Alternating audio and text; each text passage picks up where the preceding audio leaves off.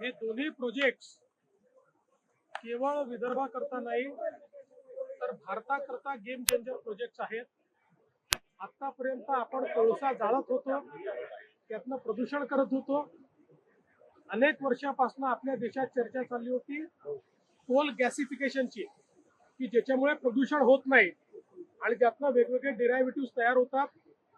आज त्याचे 7 प्रकल्प एकूण देशामध्ये भारत सरकारने मंजूर केले आहेत। या 7 पैकी 4 प्रकल्प हे आपल्या विदर्भात मंजूर झाले आहेत। त्यातल्या 2 प्रकल्पांचं भूमिपूजन आपण आज या ठिकाणी केलेलं आहे। विशेषतः न्यूएरा क्लीनटेक हा जो प्रोजेक्ट आहे त्या ठिकाणी कोल गॅसिफिकेशन पासून जे काही आवश्यक केमिकल्स आहेत किंवा कार्बन कॅप्चरिंग आहे हे केलं जाणार आहे।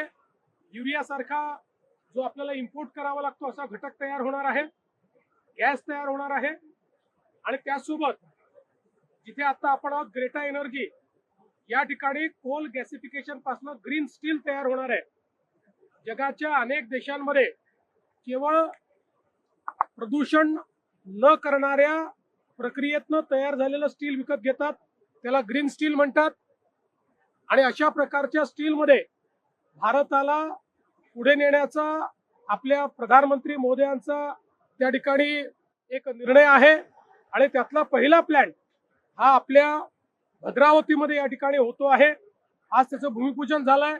त्याचा पहिला टप्पा ते 2 वर्षात या ठिकाणी करणार आहेत।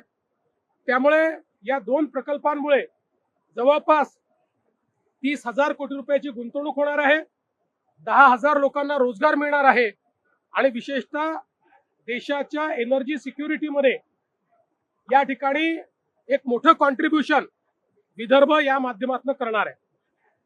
युद्धामुळे कुठेतरी संकट जाणवत आहे, गॅस सिलेंडरच्या लोकांनी रांगा लावल्या, काय सांगा? असं आहे की काही पक्ष आणि विशेषतः काँग्रेस पक्ष जाणीवपूर्वक लोकांमध्ये भीती तयार करून त्यांनी रांगा लावाव्या असा प्रयत्न करतोय। केंद्र सरकारने, गॅस कंपन्यांनी, सचिवांनी स्पष्टपणे सांगितलेलं आहे घरगुती गॅसचं कुठेही संकट नाही। जेवढे महिन्याला आपल्याला लागतात तेवढी डिलिव्हरी आपण दिलेली आहे। त्यामुळे कोणीही या ठिकाणी चिंता करण्याचं कारण नाहीये, विनाकारण रांगा लावण्याचं कारण नाहीये। ऑनलाईन बुकिंग होत आहे, लोकांना वेळेत गॅस मिळण्याकरता पूर्ण गॅस आपल्याकडे उपलब्ध आहे। पण आपल्या देशात पॅनिक तयार करायचं ही जी काही काँग्रेसची बुद्धी आहे ही बुद्धी देशाला विघातक आहे।